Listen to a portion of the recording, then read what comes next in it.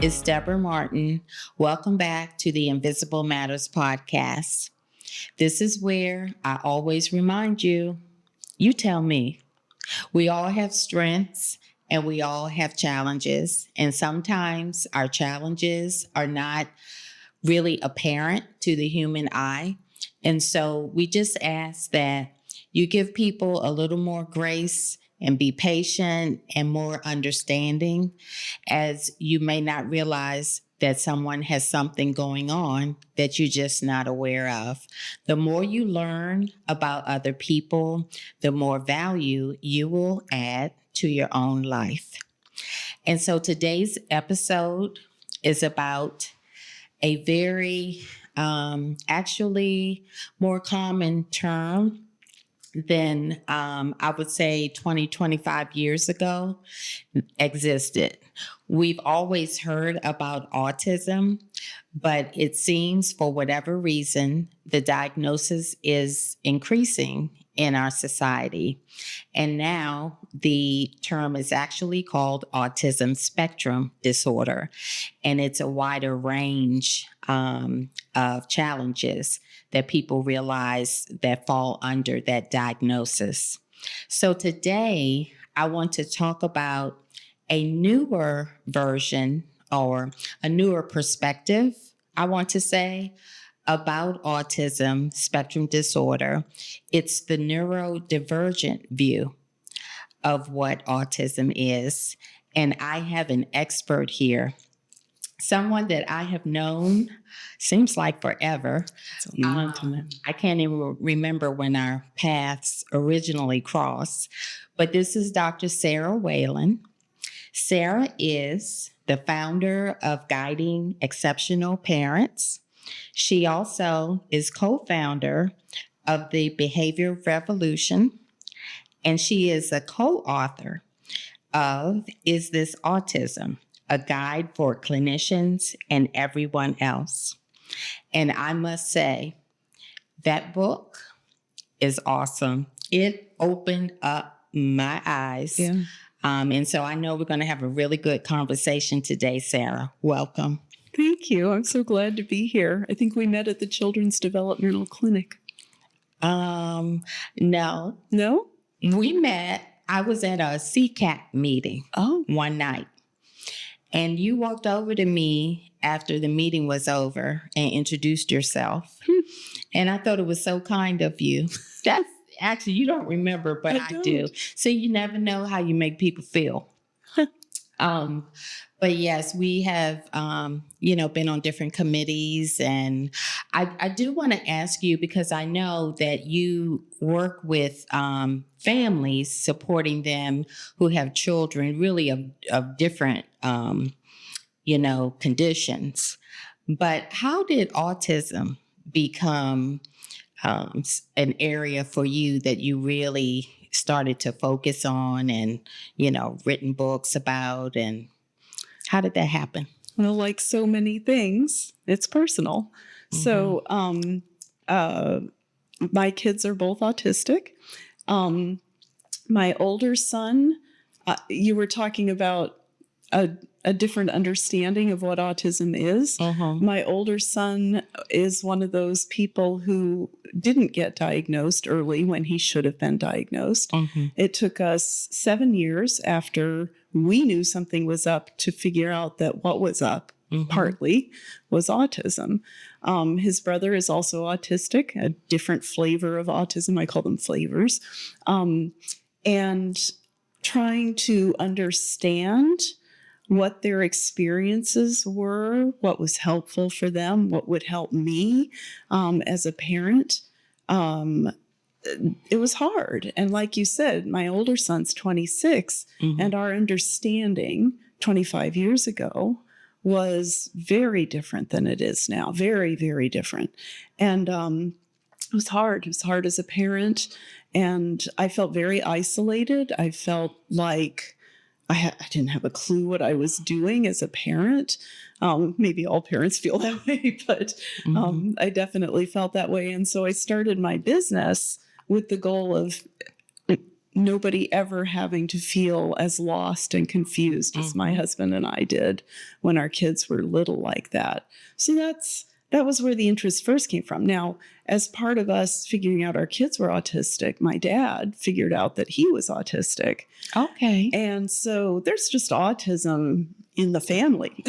Okay. It's very much part of my life. And so I wanted to help other families understand. Okay. So let's start out with defining autism spectrum disorder, because some people may not be familiar.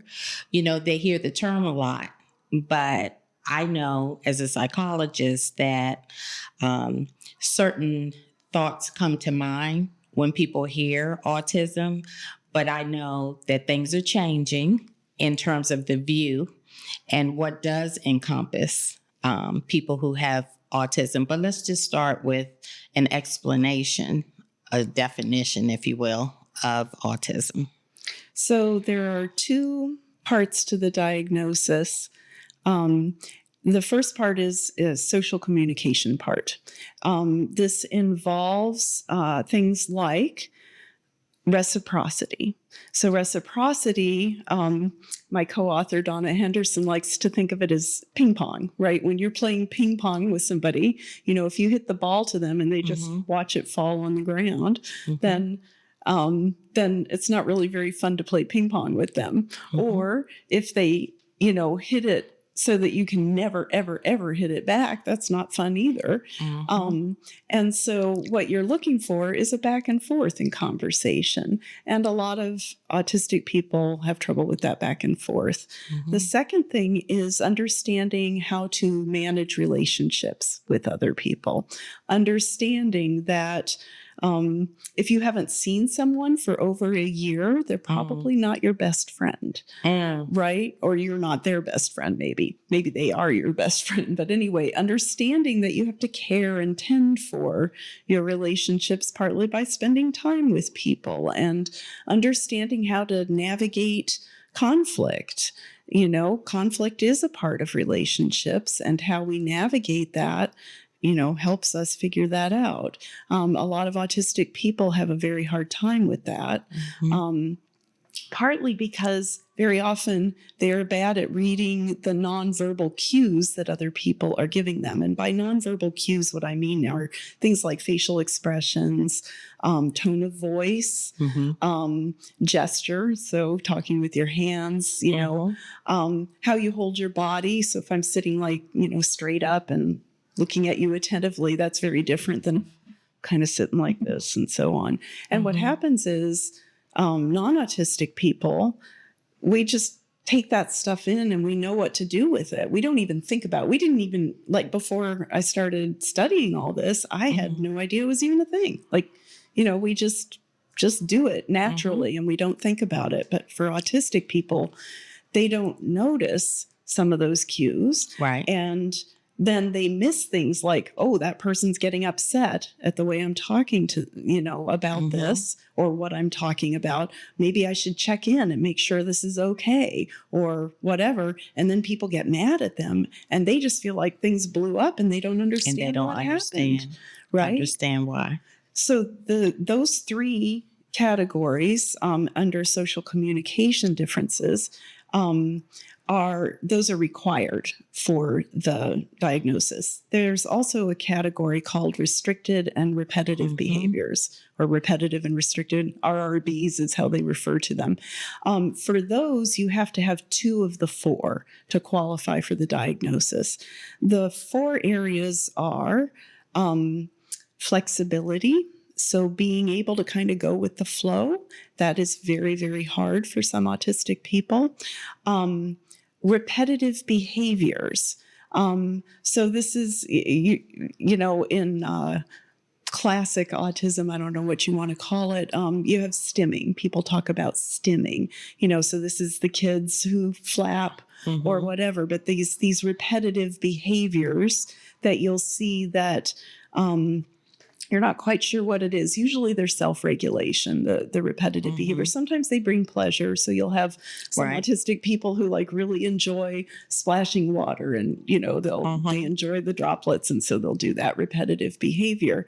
But for the folks we're talking about in our book, a repetitive behavior might be listening to your favorite song 200 times. Now, some of us enjoy listening to the same song a lot, but it's next level. Or reading the same book, you know, many, many, many, many, many times.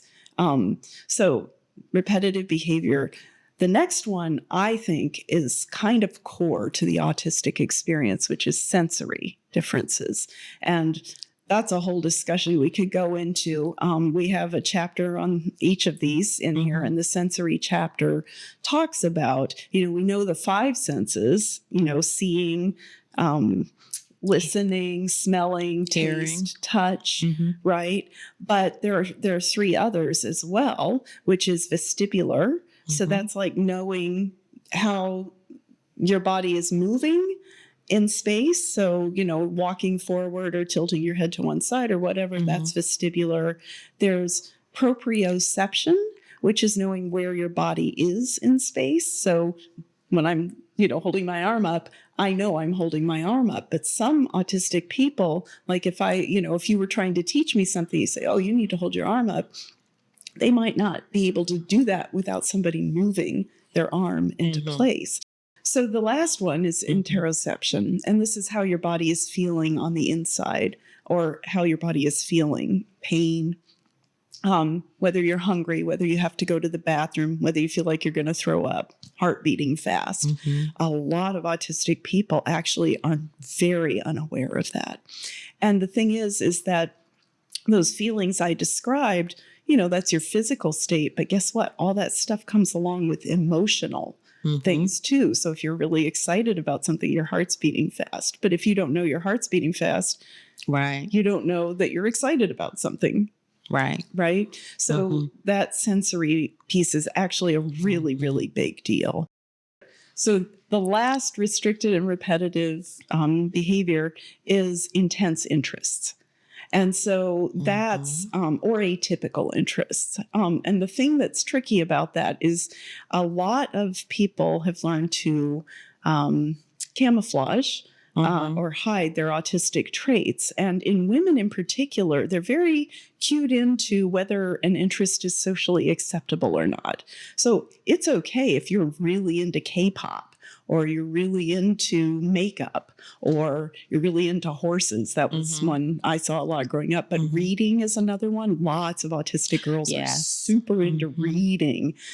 So these intense interests look different in the less obvious presentation of autism. But anyway, you have to have 2 of those 4 categories plus all 3 of the social communication differences. And I'm sorry, that was such a fire hose. That's okay. It's complicated. It is. And I think it's important to hear how much research has improved our knowledge of autism, because we didn't know all of that, 20 years ago. And so I think that's a good thing that we're finding out just more and more about it. So in terms of school and children, I know that sometimes autism is, very apparent, and sometimes educators have a particular view of what they're looking for. But tell us about the newer term, neurodivergent. We hear it a lot. And what is it? And what is that perspective in terms of someone having autism spectrum disorder?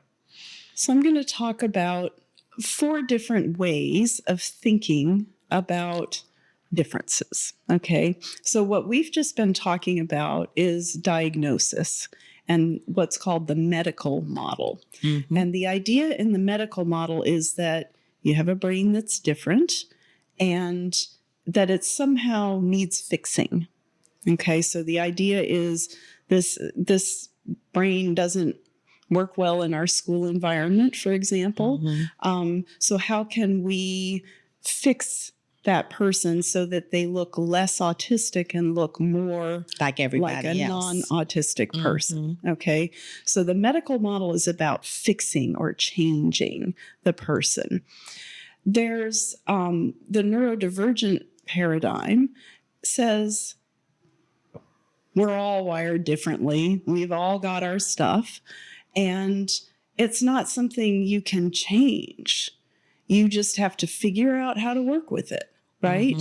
And sometimes you're going to need an accommodation to make it possible for you to function in the world. But we can't fundamentally change the way the brain is wired. You can learn new things. You can learn how to work with the brain you have, but you're not going to change it. And that's a fundamentally different way of viewing these neurological differences. Right. And I think, in reading the book, I think part of it talked about how everybody's brain is different. And so coming from that perspective, there are probably more people who are on the spectrum than we, originally realized, because, some people have very specific, rigid thinking, or, a lot of people may misread social cues. It doesn't necessarily mean that they're on the spectrum, but it makes the actual diagnosis seem more normal, if you will. Like, these are not out of the world things. We all have a little bit of something. So, when you say you have a little bit of it, like some of the stuff isn't a little bit of it. And one of the things we say in the book, it's kind of like being a little bit pregnant.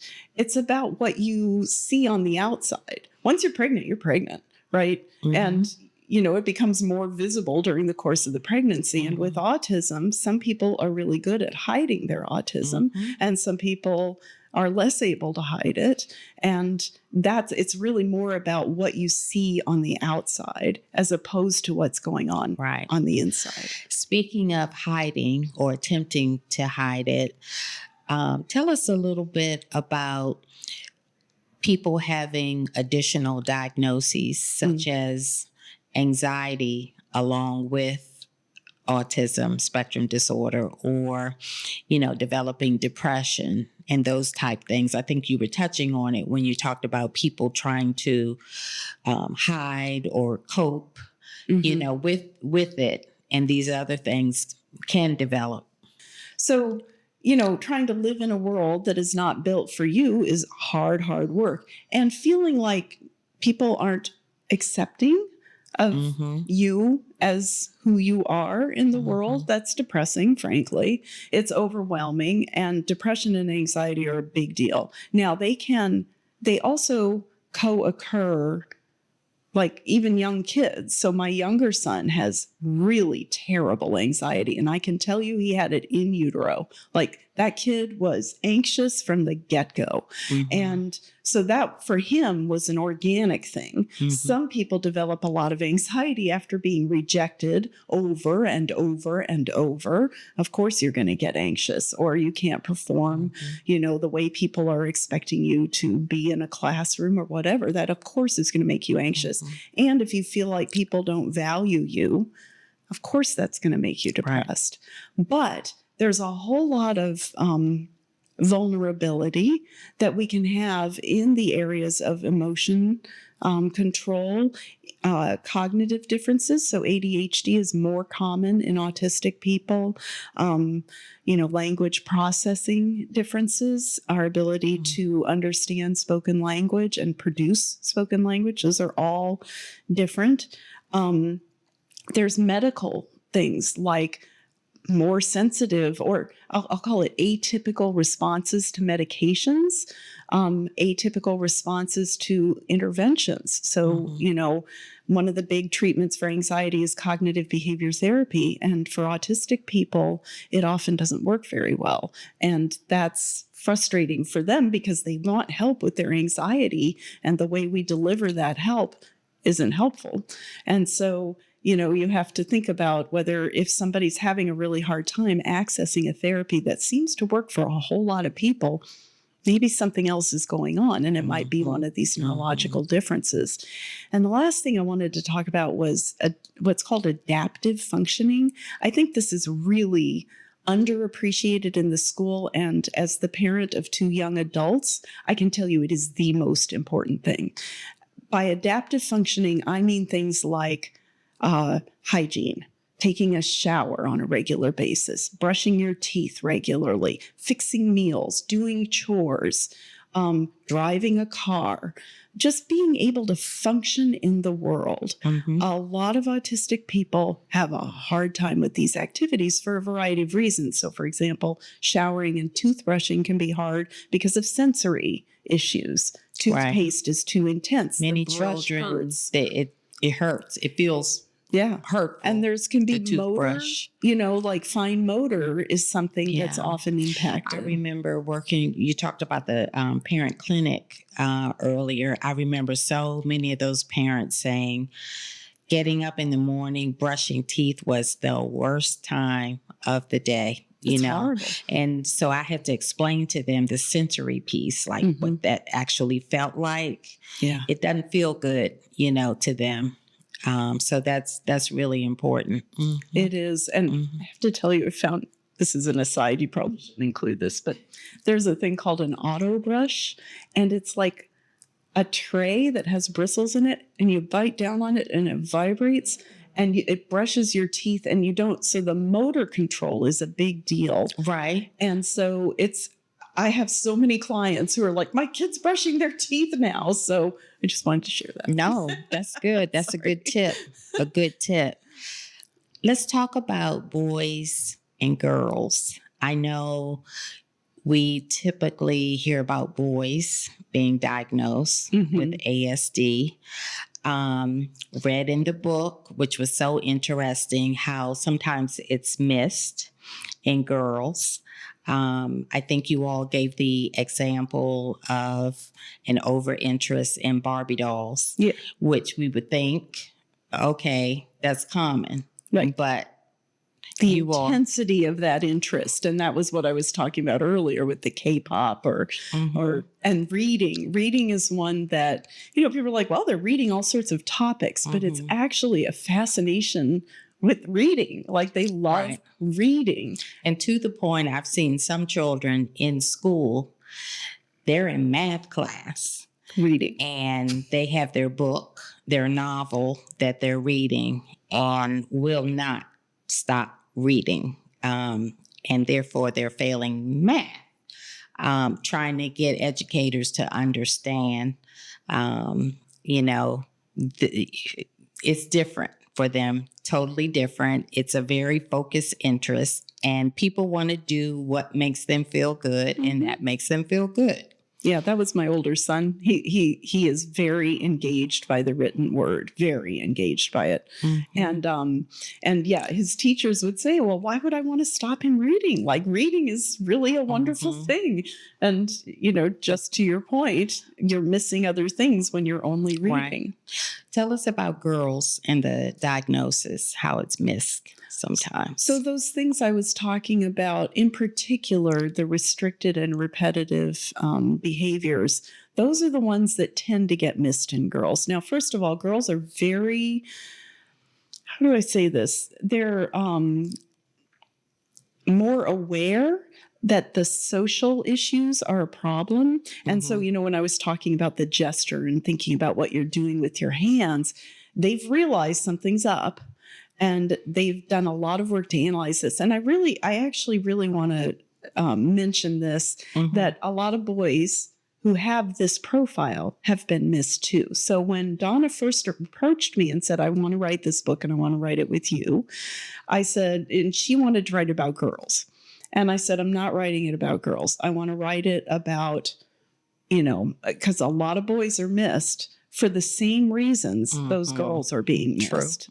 So, so my older son being an example, but you've, I'm sure, experienced countless situations where a diagnosis for a boy or a young man was missed because they've figured out how to kind of get by and fit in, as best they can. So I did want to clarify that, but it's through That's a the good point. women who said, hey, I'm struggling with these same things. Why aren't you paying attention? So for every one girl who is diagnosed, 4 boys are diagnosed.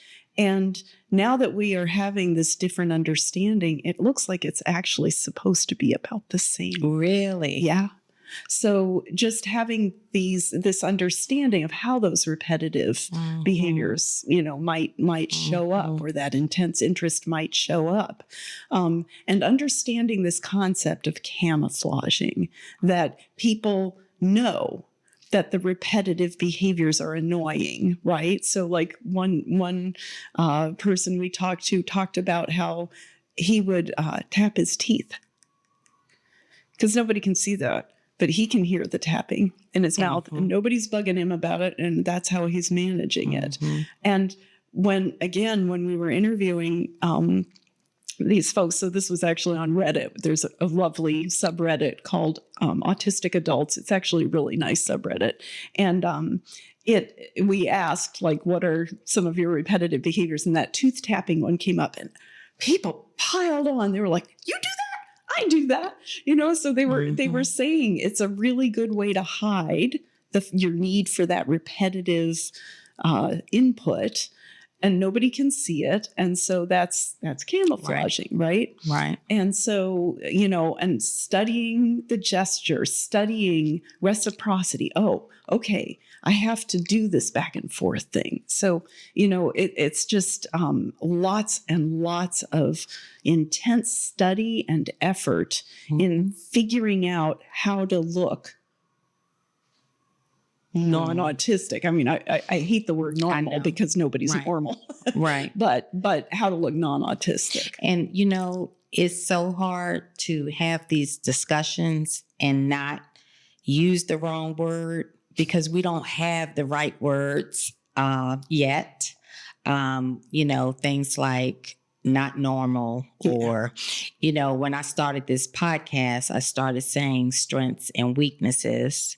And then I went to, we all have strengths and needs. And now it's strengths and challenges. I like challenges. Yeah. Yes. But I'm evolving. It's going to keep evolving.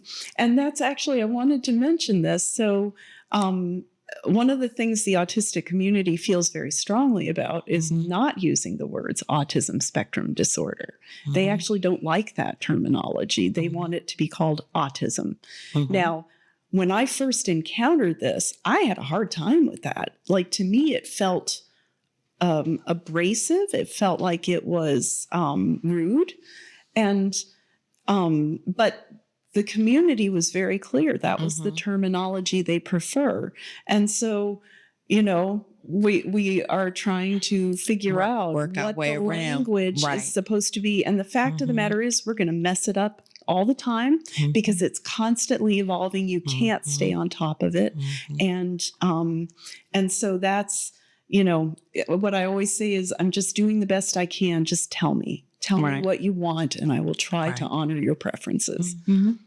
I wanted to make sure that we talked about, because when I was reading the book, thinking back on when I was working as a school psychologist, doing assessments, I just thought every school psychologist should have to read that book, because right now, usually in schools, it's not a medical diagnosis, it's an educational category that the child can qualify for. But the way that I don't know the child when they're referred. We're trained to give the teacher some checklists to fill out. I do want to tell parents, make sure that you ask for the parent version of the checklist, because you see your child at home in a whole nother setting, and your input is very important. But there's so much about our conversation that is not captured on those checklists. I believe that every child has a story. And unless you learn as much as you can about their personal story, you probably will miss what's really going on and getting in their way in school. And so I just think that this new perspective in terms of looking at it from a whole nother way, go in and observe the child multiple times. Now, I know all the school psychologists are saying, we don't have time to do that. You know how many kids we have to, I understand. But I'm just saying, I think it's a very narrow view in terms of how kids are identified.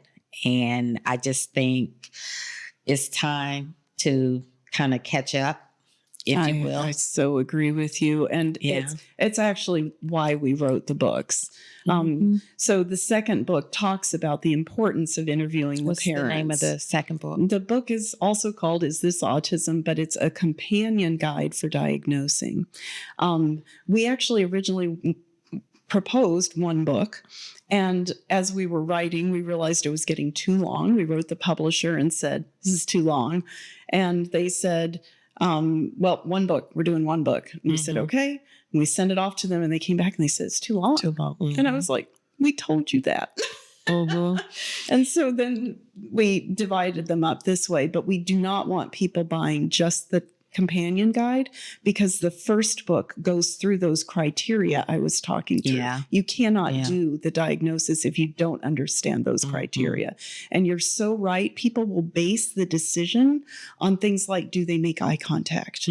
Which, did you hear me say that as part of the definition? Why, no, you did not. I'm serious. You know, as I advocate for children now, I've heard a psychologist say, well, he's not autistic because he makes eye contact. Period. Yep. Catch up, people. Right. Those are the dinosaur days. Well, and because of the camouflaging I was talking about earlier, a lot of autistic people have learned, when I'm talking, I need to look at the person so it looks like they have good eye contact because they've learned that makes people feel more comfortable. And so that's what they do. Right. And so these children grow up and they graduate, from school and go into jobs. They go to college and become adults in the workplace. And if they're lucky. If they're lucky, true. That's a whole nother episode for real. But this is what we talk about with Invisible Matters. You are probably interfacing with people in your work setting that, do have autism, ADHD, and other conditions. And so you might think, that person is so standoffish. I can't stand her. She must not like me. She's just so standoffish. That's one of the, signs or the way it's interpreted for a person who doesn't have that social communication reciprocity, that you were talking about. Can I tell a story about that? Sure. So my husband is a physicist. They are not well known for their social skills. And when he was in graduate school, I went to a party and a bunch of other physics grad students there. And I left the party and I said to my husband, I was like, your friends are all snobs. I can't, they don't talk to you. And he said, here's the deal, Sarah. You just figure out what they're interested in and talk to them about that, and they'll talk to you forever. And so next party I went and I was, sure enough, it worked really well. Well, looking back, I'm like, So to your point, right, that a lot of, and people do gravitate towards certain fields that are, Yes.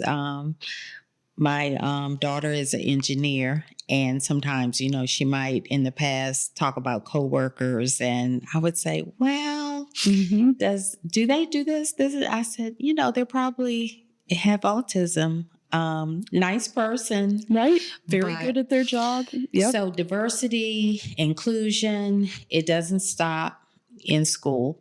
It goes on throughout life.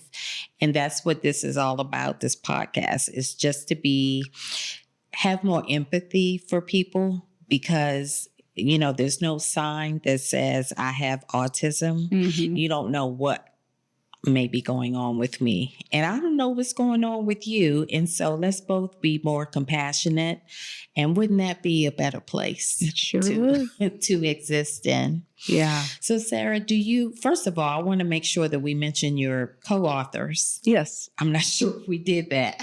Yes. So the first author is Donna Henderson. She's a neuropsychologist, and she tests people for a living. And the reason she wanted to write this book, and I'm sure you bumped into this, and it's partly why you were talking about school psychologists, is that neuropsychologists are in the medical model. And here's the thing. If you are a person like me with children with differences, you know something's up. You go to a neuropsychologist and you think they're going to look at all the possibilities.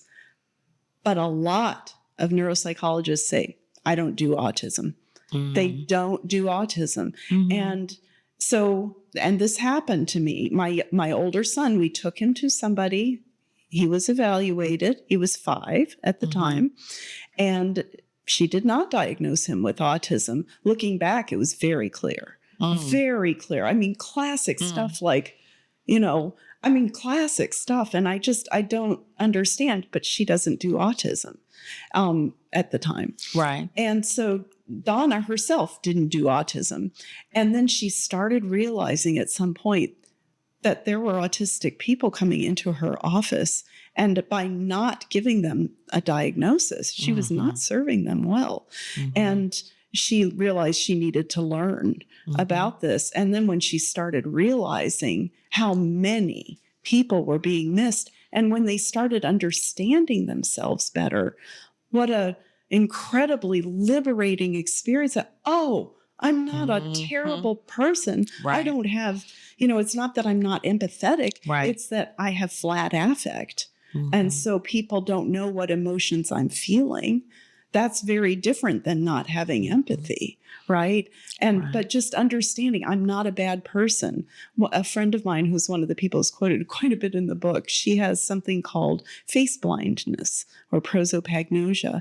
And she literally cannot recognize people's faces.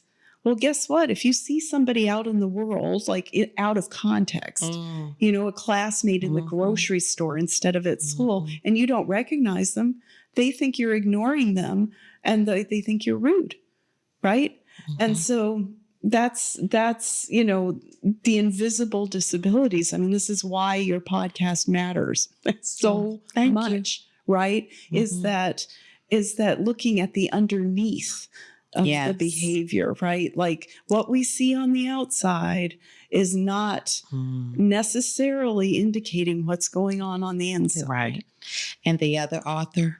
Oh, sorry. Jamel White. So my friend Jamel, she did the pieces of the book that had to do with cultural sensitivity. So one of the things that's really challenging about getting this diagnosis is that a lot of people are misdiagnosed. So there's actually a whole chapter in the second book on what's called differential diagnosis, just meaning, is it my least favorite term, oppositional defiant disorder, or is it autism, right? So they have very different ways of playing. And, in terms of culture, I can tell you little black boys are getting diagnosed with oppositional defiant disorder, which to me is like saying they have a fever. You're not talking about what's driving that. Why are they what doing their behaviors? Right. And then they get labeled as problematic instead of as having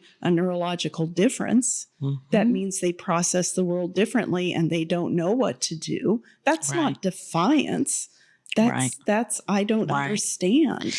And I remember reading one section where it talked about Black males. I guess if they have autism, the way their speech and tone can be interpreted as being aggressive. Absolutely. Versus we know that it's part of how they're brain is working regarding Absolutely. So Jamel contributed all the stuff on cultural differences that we see, how behaviors are interpreted in the context of those cultural differences, the culture in which we are operating. Autism can be more or less obvious. So, for example, we talked about eye contact earlier. In Japan, if you make eye contact, it's considered very aggressive and rude. So if you talk about eye contact in the context of a family that is Japanese, then actually not making eye contact is polite.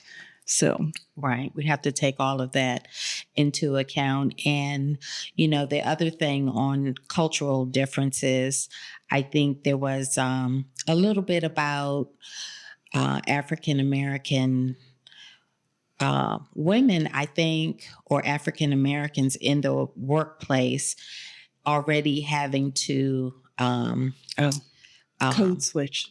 Code switch. Thank you. Couldn't think of the word in terms of fitting in to the environment. And then on top of that, if you have autism, that's a double. I forget the terms you all use, but think about the load on that. The code switching. 2 codes you're having to navigate, right? So you're having to navigate looking less Black, and you're having to navigate things like, what gestures do I use? What does my tone of voice sound like, and all that. Yeah. So you talk about both of them. Anxiety. It's very overwhelming. It's stressful, and, it leads some people to change jobs frequently and to start to feel like, what's wrong with me? Right. But the world just needs to be more open and receptive. Is there any message that you would like to leave with our viewers? Again, some people who aren't familiar with autism and some that are. Yeah. I mean, really, it's the same message that I know you believe in, which is stay curious, right? If you see something that you're like, what is going on with that? Right? What's going on there? That doesn't make sense here. Or that person's behaving in a way that doesn't make sense to me. Get curious. Why? What's going on with that? And, that's not just autism. That's anything, right? Maybe you triggered some traumatic memory. I don't know, right? That has nothing to do with autism. Yeah. But this underlying message of being curious about what is underneath a behavior. Dig a little deeper. And, again, I would just say my tip to parents would be, a lot of parents are in denial. And again, as Sarah is saying, be open-minded, be curious, do the work to find out. We want to make sure that we're not missing something when a child is not happy or when a child is not being successful in school. Make sure that you've checked off all of the dots and that you're not missing something because of your own anxieties or pride, or worries, stereotypes, or, we don't do that in my culture. I don't want to hear that. So I always used to tell parents at the clinic, don't get in the way of your child's progress. It's not about you. It's about them. Yeah. Yeah. I say that this is their journey. Yes. It's their journey. You're here as a guide. Right. But it's their journey. It's about them. Yeah. Well, thank you, Sarah. This has been a lot of information. Yeah. No, it's great. I know people are probably going to play this one back several times, which is a good thing. Just read the book. Yes, absolutely. So tell us again the name of the book. Both of them, actually. So I'm going to go ahead. Yeah. So the books, there are 2 books. So the first one, this is the one that everyone should read if you're curious about autism. So it's the green book, we call it. And it's Is This Autism? A Guide for Clinicians and Everyone Else. And then this one, the blue book is Is This Autism? A Companion Guide for Diagnosing. And it takes you step by step through the diagnostic process. So looking, like you said, at the, doing some observations, interviewing the parents. Yes. And, not just doing some checklists. Yes. And we have a website, isthisautism.com, where you can, learn more about the books, get an overview of the chapters and what they cover. And we actually have an online learning platform we've put on there so you can, take some classes. Right. And we're uploading new content there all the time, blog, guest podcasts where you will be. So you can just go listen and learn more. If you learn best by listening to a podcast, then, you can get all the ones that we've ever done. So, and where can they reach out to you, because you do work, in the field, supporting families with, your own projects. So how can they reach Sarah? The best way is to go to my website, which is guidingexceptionalparents.com. This lady is phenomenal. Many people in Maryland know about Dr. Wayland. She's the go-to person. She has a network, a link. How do I say it? See, I'm not a tech person. Online network where parents all day long send her information and she sends it out to the world. And so she is just, you are very valued in our community. And I thank you for all that you've done, because I know you wake up each and every day with helping children on your mind. And so parents. Caregivers, and right? Absolutely. Yeah. So thank you, everyone, for listening in. Again, this is an episode that I really encourage you to share with people. You may have family members who you think may be struggling with some of these topics. Share it with your friends. But please, that book, the Green Book, it's not just for clinicians, it's for everybody. You will be very surprised when you start reading what you will learn. It will really open up your eyes to just how all of us function. And so thank you again for joining us. And I ask that you subscribe and follow. I will see you next time. Take care.